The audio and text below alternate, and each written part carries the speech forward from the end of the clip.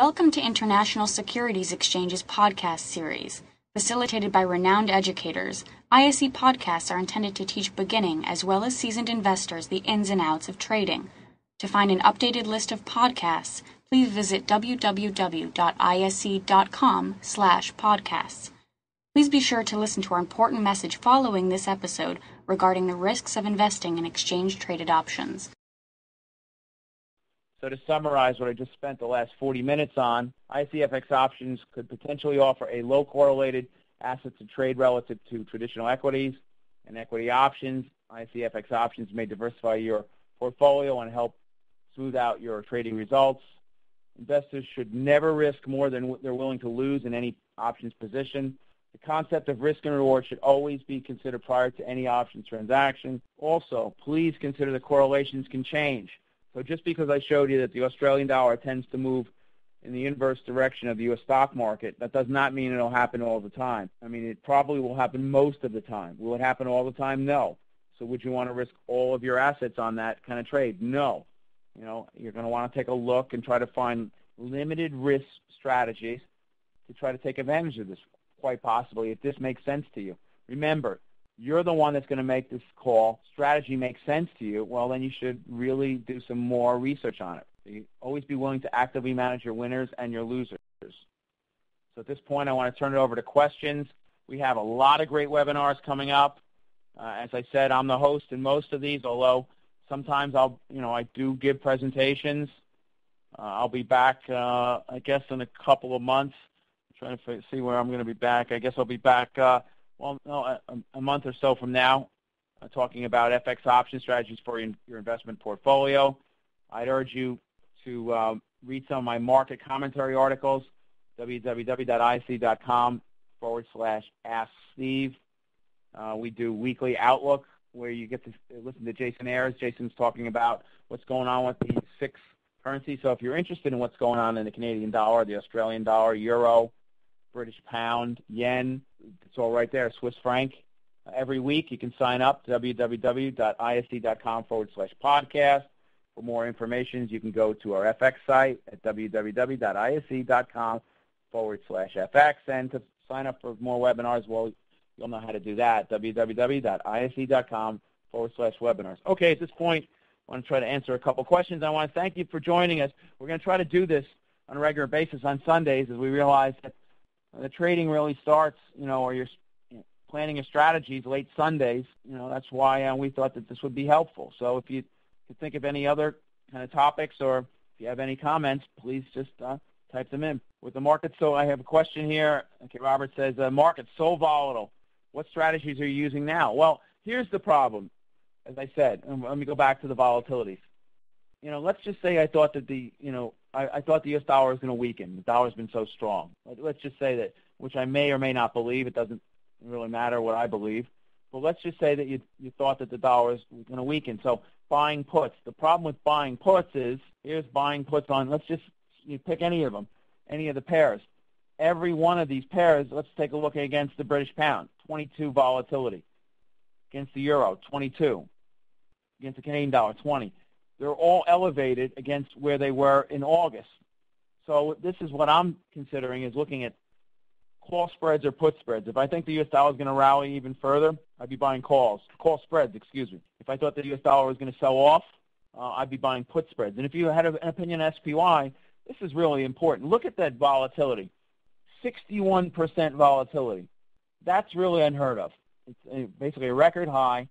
I'm not trying to recommend that you sell these options naked, but a 61% volatility is saying that the market is going to be tremendously volatile in the next couple weeks. What it's saying is that you're going to get 4% moves per day. Will you get 4% moves per day? I guess so. But, I mean, that probably won't last forever. We'll see how that all plays out. But I would say that to reduce your volatility risk, you look at call spreads and put spreads. In fact, that's why I was saying that looking at spreads makes sense. Buying, when I'm thinking that sometime in the future, I don't know when, but we'll have decreased uncertainty, and that's why the gray area of buying call spreads or put spreads. I'm not really certain if the market is going to go up or down, But to limit my risk, I want to be trading call spreads or put spreads to limit my volatility risk. That's another reason why I'd be trading call spreads or put spreads. Sometime in the future, calendar spreads will be great again. They were in the past. In fact, there's another strategy called iron condors, another great strategy. Question is, so the U.S. dollar is down so much. I'm sorry, the U.S. dollar, I read the question backwards. The U.S. dollar is up so much against most of the currency pairs. Why is that? I mean, is there any fundamental reason with the deficit being so large, the U.S. borrowing so much money? Well, it's always hard to predict or come up with reasons why something's occurring, but many would say because that the U.S. is so large that in periods of uncertainty, many people flock to the U.S. Treasury bonds. And if you want to buy Treasury bonds, you have to buy the currency, the U.S. currency, to get those Treasury bonds. That's how you pay for them. So that would probably be one reason. And maybe when you start to see the U.S. dollar selling off, that would be a good sign for equities. But we'll see. We've seen commodities get completely crushed. And for those of you who have watched crude oil or gold, especially crude oil, you've seen it come down, well, I wouldn't say 50%, but nearly 50% in just about 4 or 5 months. And that's why you've seen some of the commodity currencies, such as especially the Australian, but to a lesser extent the Canadian, really take a beating. I'm just going to give everybody another couple of moments. If you have any other questions, I'm going to go back and just want to remind everyone that we have a lot of great presentations coming up. Jason Ayers will be with us talking about how to select option strategies. So for those of you listening in the future, please try to listen to that one. Tim Bigham will also be with us, currency option spreads for any kind of market condition, because the markets are going to change. They always do. Tomorrow we'll see the market moving probably in ways we don't expect. And again, if you try to have a long-term approach, hopefully your intermediate and short-term approaches will all complement each other. So we have Craig Russell coming on, trading rules for FX options, profiting under any market condition. And for those of you who have not heard John Person, well, he's very good, mastering the uncertainty in today's FX market. That's going to be on November 4th. I see one more question, I think, before we have to go. Question about ETFs. I'm not an expert on the ETF market. So I've heard, though, the liquidity is not great in those. If you notice that the ICFX options market, if you go to a website called LiveVol, LIVEVOL.com, you'll be able to look at the bid-ask spreads, and you'll see that their bid-ask spreads are very reasonable. Let's say 4, 5, 6 cents wide for the slightly out-of-the-money options, at-the-money options.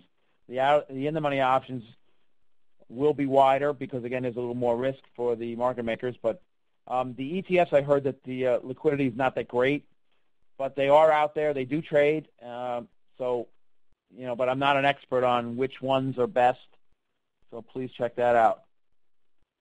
All right. Well, I want to thank all of you for coming to our first Sunday webinar. We'll be giving many more webinars in the upcoming Sundays. They're going to be 4:30 Pacific time, 7:30 Eastern in the U.S. And again, if this is not a convenient time for you, but you just were able to make this one, please come to the podcast. We're trying to create a place for you to come and learn as much as you can about FX options where you don't necessarily have to spend live time. And we'd love for you to spend that live time, but if the time is not convenient for you, then please come back and either use the www.isc.com Ask Steve for my market commentaries, or if you're interested in the weekly outlook, which again I would recommend, highly recommend, because Jason Ayers does a great job. Gentleman, he's the founder of optionsource.net in Canada. Go to www.isc.com/podcast. You can sign up for trade alerts. Trading Central group out of Europe, www.isc.com/FX, and our webinars and archives. I want to thank you all on the behalf of the International Securities Exchange. This is Steve Meizinger. Tonight you're not only your host, but you're special speaker. And I want to say thank you very, very much. And please join us again on October 23rd when we have Jason Ayers coming on to talk about how to select option strategies when trading ISE FX options. Thank you so much, and have a safe trading day tomorrow.